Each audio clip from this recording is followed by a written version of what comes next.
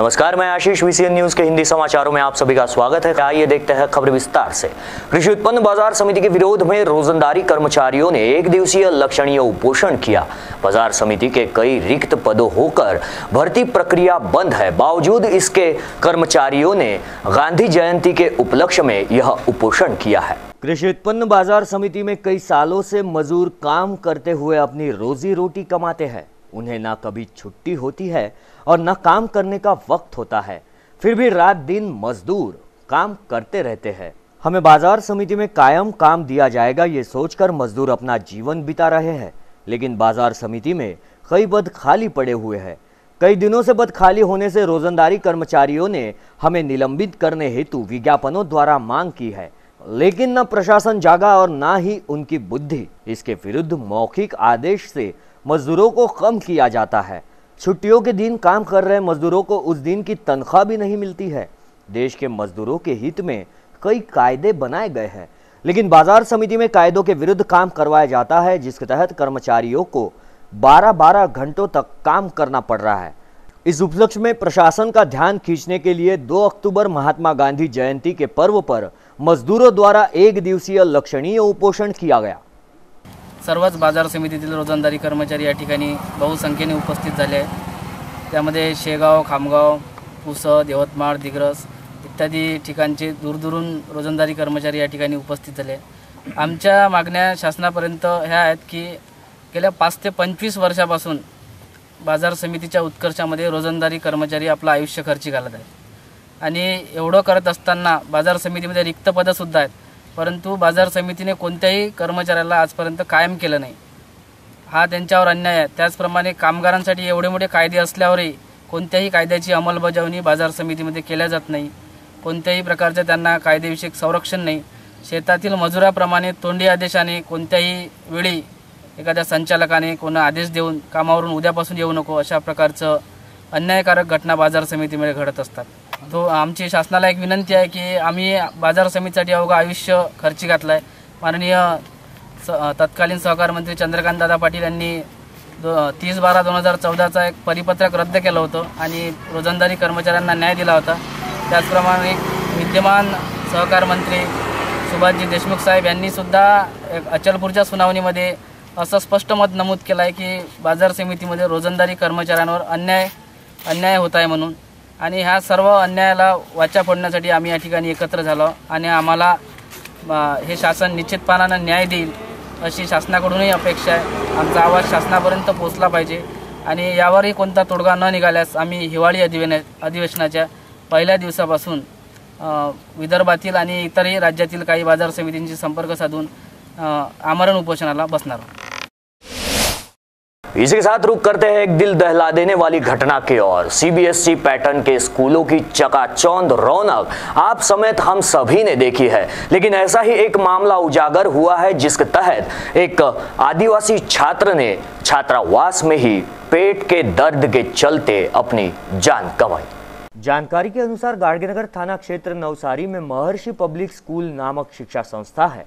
इस शिक्षण संस्था के केजी से 10वीं तक छात्र छात्राएं शिक्षा ग्रहण करते हैं।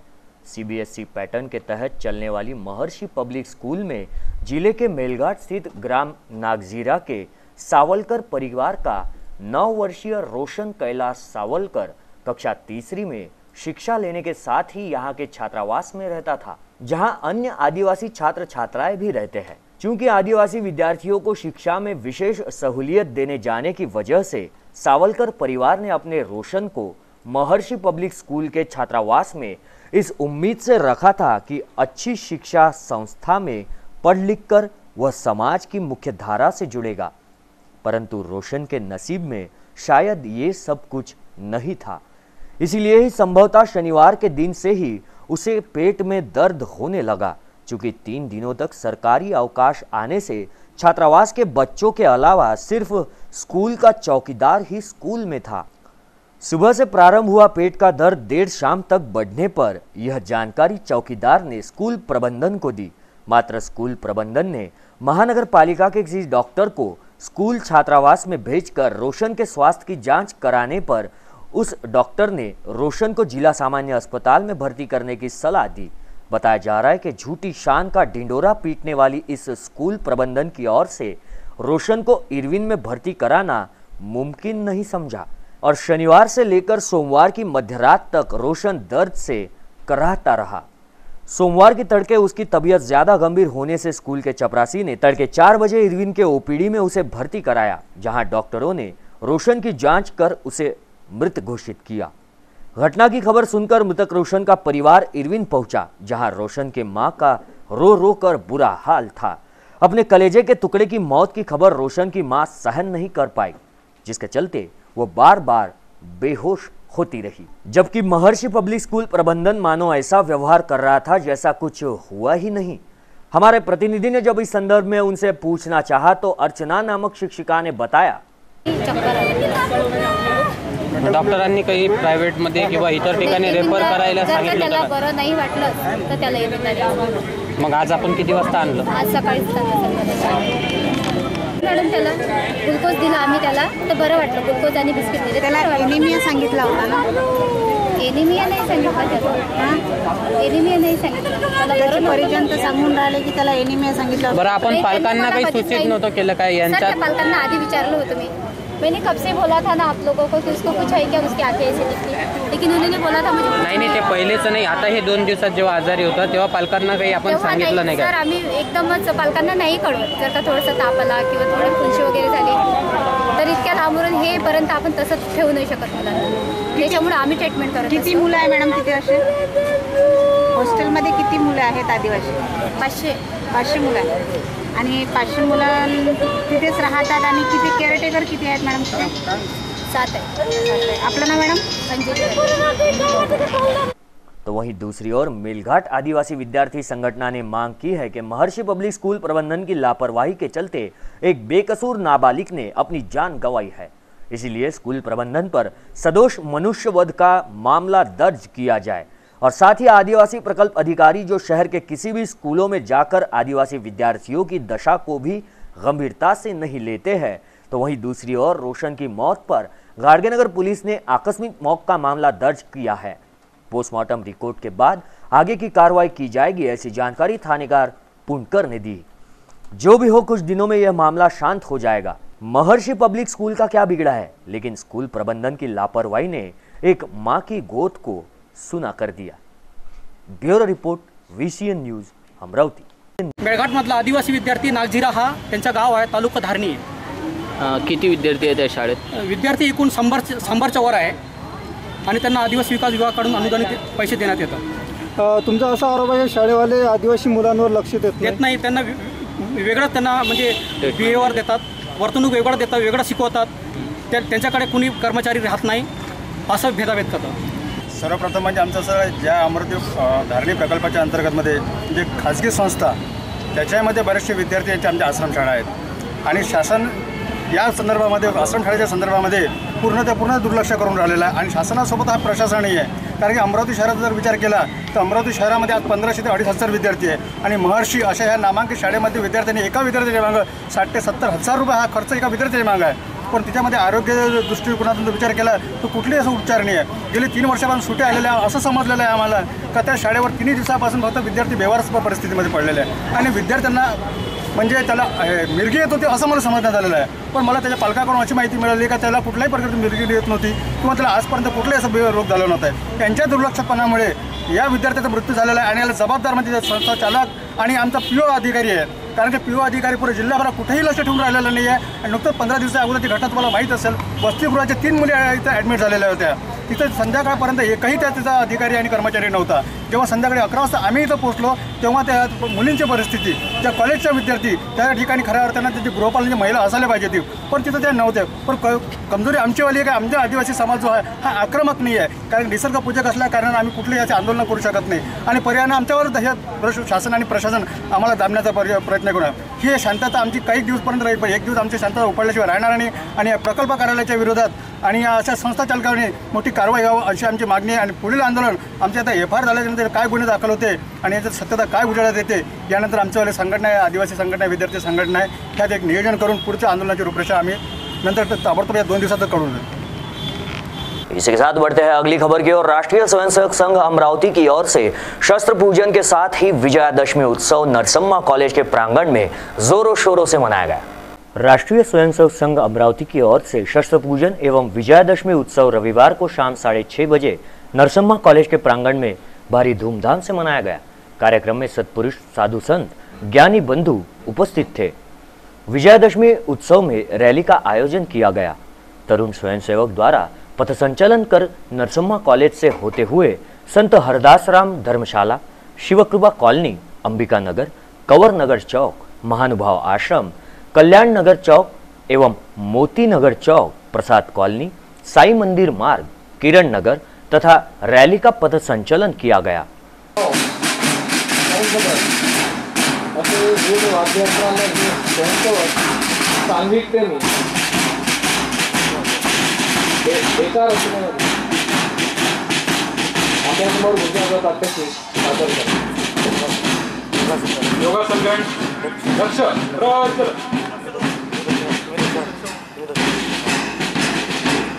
पथ संचलन के बाद प्रमुख अतिथि द्वारा शस्त्र पूजन हुआ।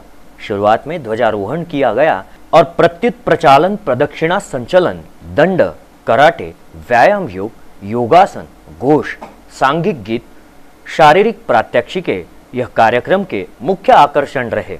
इस कार्यक्रम का उद्घाटन श्री कृष्ण हॉस्पिटल के संचालक एवं प्रमुख अतिथि डॉक्टर निसत के हाथों किया गया। अखिल भारतीय संगठन मंत्री डॉक्टर सुकुमार, विदर्भ संचालक दादाराव भड़के, जिला संघ संचालक चंद्रशेखर भोंदू, नगर संघ चालक सुनील सरोदे आदि उपस्थित थे। इस मौके पर अमरावती नगर कार्यवाहक संजय गुर्दे ने गीत गायन किया।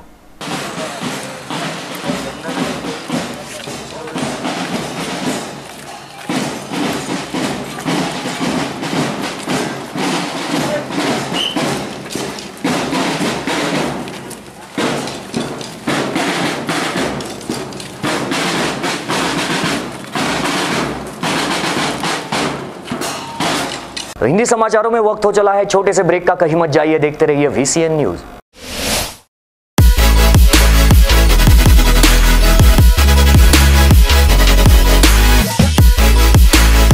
आप देख रहे हैं VCN न्यूज,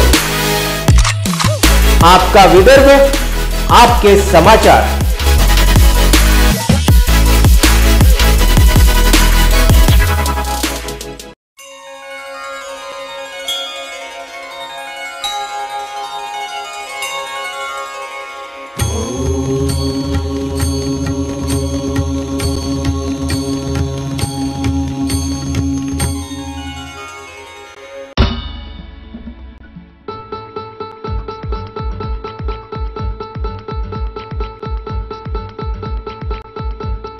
घरची शान, घरचा मान, घराकडे तिचे सर्व ध्यान।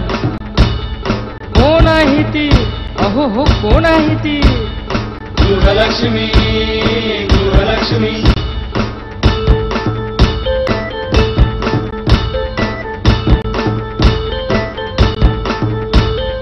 ममते पोटी, प्रेमासाठी झटते नेहमी घरच्यासाठी। अहो पण काय केलं तिच्यासाठी, म्हणूनच तर घेऊन आलोय गृहलक्ष्मी, आनंद एका स्त्रीचा। अगं बाई, गृहलक्ष्मी।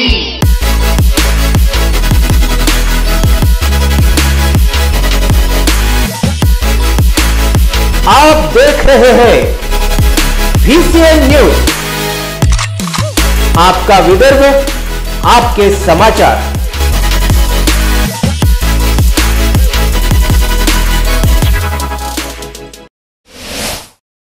ब्रेक के बाद मैं आशीष फिर एक बार आप सभी का स्वागत करता हूं। आइए बढ़ते हैं अगली खबर की ओर।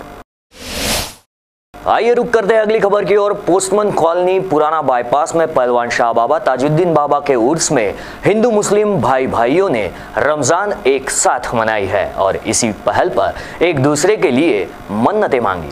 सार्वजनिक शारदा देवी मंडप पोस्टमैन कॉलोनी, यहाँ पर पहलवान बाबा का जन्मदिन एवं ताजुद्दीन बाबा का उर्स में भारी तादाद में हिंदू मुस्लिम एकता के प्रतीक के रूप में मनाया जाता है। साथ ही हरिभक्त पारायण महाराज का कीर्तन भी किया गया। हिंदुओं का कीर्तन और मुस्लिम समाज का उर्स साथ में मनाने का यह शायद पहला ही कार्यक्रम होगा। सभी भाइयों ने एक दूसरे के लिए मन्नतें मांगी। इस कार्यक्रम की विस्तृत जानकारी देने के लिए हरिभक्त पारायण महाराज ने कहा कि ज्ञानोबारायांचं नाव हे अशा प्रकारे आजही मोठं आहे, त्यावेळेला सुद्धा होतं आणि यापुढेही होत राहील. कारण ज्ञानांचा सागर असणारे ज्ञानोबाराया जेव्हा अशा प्रकारे महाराष्ट्रामध्ये संतांची भूमी म्हटलं जातं, त्यावेळेला खऱ्या अर्थाने 12व्या शतकामध्ये जी वारकरी संप्रदायाची परंपरा ही आतापर्यंत चालत आली आणि आजचा तरुण हा सुशिक्षित होतो आहे, डिग्र्या मिळवत आहे, पण मात्र ज्ञानेश्वरी काय आहे, संतांचं समन्वय काय आहे हे त्यांना कळत नाही. आणि हे जर कळलं नाही तर जीवनाचं या ठिकाणी नास्तिक पण दिसतं किंवा आपली संस्कृतीला आपणपासून कुठेतरी दूर चाललो असं म्हणावं लागेल. आणि कदाचित जर त्या मुलांना आईवडिलांना ह्याचं महत्त्व कळलं, ते हरिपाठ करत असेल किंवा कीर्तनामध्ये येत असेल आणि जर चांगले या ठिकाणी असे सुंदर सुंदर हरिकीर्तनाचे कार्यक्रम राबवत असेल तर खरंच याच्यापेक्षा आणखी सुख कुठे जगाच्या पाठीवर मिळणार नाही. एखादा श्रीमंत माणूस जरी असेल. अंबानगरी नवदुर्गोत्सव मंडल द्वारा भव्य विदर्भ की महारानी विसर्जन मिरौनुक का सोमवार को आयोजन किया गया. लोक प्रतिनिधि एवं शहरवासियों के बीच राजकमल चौक में महाआरती किए जाने की जानकारी एक पत्रकार परिषद द्वारा दी गई. स्थानीय अंबानगरी नवदुर्गोत्सव मंडल की ओर से शहर में प्रमुख मार्गों पर भव्य विदर्भाची महारानी ये विसर्जन मिरौनुक सोमवार को निकाली जाएगी. 150 ढोल ताशे के साथ साथ पटाखों की आतिशबाजी के साथ राजकमल में महाआरती का आयोजन किया गया. अंबानगरी नवदुर्गोत्सव मंडल की ओर से इस साल त्रिमूर्ति संगम दर्शन प्रतिकृति बनाई गई थी, जिसमें मां नवदुर्गा, मां महालक्ष्मी और मां सरस्वती दर्शन देखावा बनाया गया. इस देखावा को विशाल रूप था, इसीलिए विदर्भ की महारानी कहा जाता है. इस आयोजन के दौरान अनेकों कार्यक्रम का आयोजन किया गया, जिसके दौरान विसर्जन मिरौनुक शहर के मुख्य रास्तों से निकाली गई. नवदुर्गा मंडल प्रांगण से प्रारंभ होकर भाजी बाजार, सराफा चौक, जैन मंदिर, सक्करसाद चौक, जवाहर गेट होते हुए गांधी चौक से राजकमल चौक आएगी, जहां महारानी की महाआरती संपन्न होगी. इस महाआरती के समय शहर के शासकीय प्रशासकीय लोक प्रतिनिधि एवं शहरवासी भारी तादाद में उपस्थित रहेंगे. यहीं पर महारानी माता पर फूलों से वर्षाव भी किया जाएगा. इसी के दौरान स्वच्छ अमरावती सुंदर अमरावती का संदेश दिया गया. आणि या विदर्भाच्या महाराणीच्या विसर्जन मिरवणुकीच्या माध्यमातून आम्ही अमरावतीकरांना स्वच्छ अमरावती सुंदर अमरावतीचा संदेश देणार आहे. तो कशा प्रकारे देणार आहे म्हणजे पूर्ण रॅलीच्या माध्यमातून रॅलीच्या पाठीमागे आमचे मंडळाचे पदाधिकारी व कार्यकर्ते उपस्थित राहतील. ते पूर्ण रोड स्वच्छ करून रॅलीच्या दरम्यान होणारा कचरा उचलून कोणत्याही प्रकारचा कचरा त्या ठिकाणी होणार नाही व अमरावतीकरांना स्वच्छ अमरावती सुंदर अमरावती हे आमच्या मंडळाच्या वतीने रॅलीच्या माध्यमातून आम्ही दाखवून देऊ. इस दौरान कचरे की साफ सफाई भी की जाएगी. अपने अंबानगरी विदर्भ की महारानी विसर्जन यात्रा में सभी शहरवासी, पुरुष, महिला एवं युवा वर्ग भारी तादाद में उपस्थित रहने का आवाहन आयोजकों द्वारा किया गया. चौकातून महाआरती आटपल्यानंतर देवीचे विसर्जन हे छत्री तलावाला होईल. तिथे महानगरपालिकेच्या वतीने विदर्भाच्या महाराणीसाठी वेगळी व्यवस्था म्हणजे विसर्जनासाठी करण्यात आलेली आहे. पोलिसांची पूर्ण कायदेशीर परवानगी या मिरवणुकीला मिळालेली आहे. स्थानीय यशोदानगर निवासी महिला ने अपने 2 बच्चों समेत रेल के सामने छलांग लगाकर आत्महत्या करने का प्रयास किए जाने का मामला हाल ही में उजागर हुआ है. पीड़िता का नाम आम्रपाली बंसोड़ पुलिस विभाग द्वारा बताया गया. जानकारी के अनुसार फिजरपुरा थाना क्षेत्र के संजय गांधी नगर निवासी एक महिला विगत 2 दिनों से अपने घर से लापता होने की शिकायत दर्ज कराई गई. संबंधित महिला के पति द्वारा ये शिकायत दर्ज कराई गई है. शिकायत के अनुसार लापता महिला ने अपने नाबालिग बेटे एवं बेटी को भी साथ ले जाने की शिकायत में उल्लेख किया गया. बताया जा रहा है कि यह महिला गत रविवार की दोपहर बडनेरा से अकोला की ओर जा रही ट्रेन में सवार होकर मानाकुरुम के बीच अपने दोनों बच्चों सहित ट्रेन से छलांग लगा दी. बताया जा रहा है कि इस घटना में वह महिला सहित दोनों बच्चे गंभीर रूप से घायल हुए थे. इसी मार्ग से जा रही मालगाड़ी के चालक को यह महिला एवं 2 बच्चे बेहोश अवस्था में माना से कुरुम के बीच रेलवे लाइन के पास पड़े होने की जानकारी माना के रेलवे स्टेशन प्रबंधक को फोन पर दी गई. इस घटना की जानकारी बडनेरा जीआरपी को प्राप्त होते ही एपीआई चक्रे मौके पर पहुंचे, लेकिन घटनास्थल अकोला जिले की हद में आने से वहां अकोला जीआरपी को बुलाया गया. बाद में संबंधित महिला एवं दोनों बच्चों की इरविन में भर्ती कराया गया. यहाँ पूछताछ में संबंधित महिला ने अपना नाम आम्रपाली सुनील बंसोड़ बताया, जिसके बाद आम्रपाली के बयान पर उसके पति को घटना की जानकारी देते हुए इरविन बुलाया गया. इस घटना में आम्रपाली के पैर फ्रैक्चर हुए, जबकि दोनों बच्चे गंभीर रूप से घायल होने के चलते सभी को नागपुर रेफर किया गया. इसके साथ बढ़ते अगली खबर की ओर। राज्य के परिवहन मंत्री दिवाकर रावते के आदेश पर राज्य के 31 बस अड्डों पर अक्टूबर से स्वच्छता अभियान शुरू किया गया। इस कार्यक्रम के दौरान अमरावती बस अड्डे के व्यवस्थापकों समेत कर्मचारियों ने साफ सफाई की। समूचे महाराष्ट्र राज्य के बस अड्डों पर सरकार द्वारा बस अड्डों को सफाई कार्य के लिए आधुनिक साहित्य द्वारा अब राज्य के सभी बस अड्डों को साफ सुथरा रखा जाएगा। 2 अक्टूबर को अमरावती बस अड्डा यह साफ सफाई का कार्यक्रम किया गया। इस कार्यक्रम में पूर्व विधायक संजय बंट, नाना नागमोदे, अमरावती बस अड्डा व्यवस्थापक, इन्होंने प्रथम महात्मा गांधी समेत गाडगे बाबा इनके फोटो को हार अर्पण कर अमरावती बस अड्डे परिसर की साफ सफाई की तथा बस अड्डा सफाई कर्मचारियों को आधुनिक साफ सफाई करने के मशीनें दी गई, जिसके द्वारा अमरावती बस अड्डा परिसर साफ सुथरा रहेगा। इस संदर्भ में अधिक जानकारी अड्डा व्यवस्थापक द्वारा दी गई।